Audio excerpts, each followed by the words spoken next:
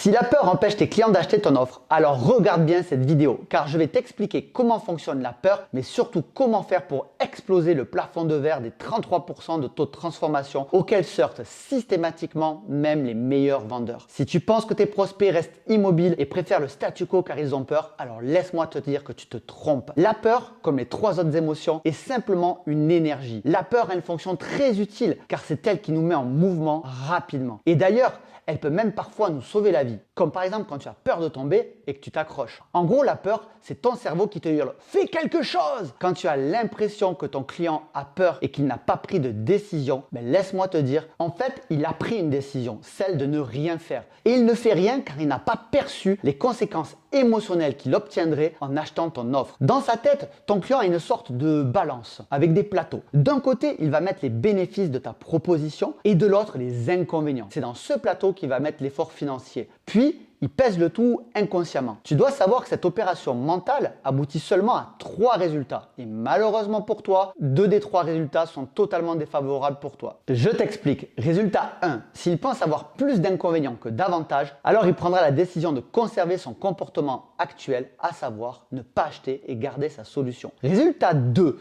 S'il a autant d'avantages que d'inconvénients, alors une fois de plus, il prendra la décision de ne pas acheter et de rien changer. Car l'humain a une profonde aversion au risque. Il préfère les solutions éprouvées aux bénéfices médiocres plutôt que les solutions performantes aux bénéfices incertains. C'est ce qu'on appelle le statu quo. Et enfin, solution 3, s'il perçoit plus d'avantages que d'inconvénients, alors à ce moment-là, il passera à l'action et il l'achètera. Dans 2 cas sur 3, ton client n'achètera pas, d'où le plafond de verre des 33%. Pulvériser ce plafond de verre, c'est simple. Il te suffit de projeter ton prospect dans sa vie rêvée afin qu'il s'associe au maximum avec les conséquences émotionnelles qu'il vivra une fois qu'il a acheté ton offre. Puis, agis sur les perceptions des inconvénients pour en diminuer l'impact. Énorme avantage et faible inconvénient font que tous les prospects passent à l'action immédiatement. Et ça, tous mes abonnés le savent déjà.